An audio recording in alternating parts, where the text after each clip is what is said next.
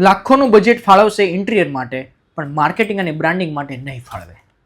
બિઝનેસમાં લાખો રૂપિયા ઇન્ટિરિયર અને ડેકોરેશન પાછળ ખર્ચી નાખશો, પણ જ્યારે વાત માર્કેટિંગ અને બ્રાન્ડિંગની આવશે ને, ત્યારે બજેટ નથી ને એમ કહીને હાથ ઊંચા કરી દેશો.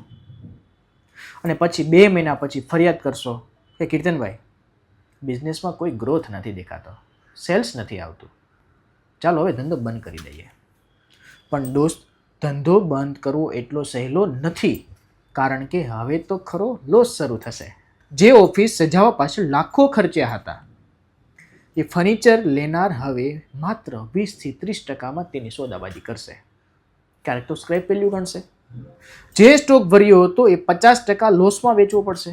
એટલે કે ધંધો શરૂ કરવા માટે લોસ તો કર્યો જ, પણ હવે બંધ કરવામાં એનાથી મોટો લોસ. વિચારો, જો આટલા રૂપિયા તમે સિસ્ટમ બનાવવા અને માર્કેટિંગ પાછળ ખર્ચ્યા હોત તો આજે તમે ક્યાંય હોત.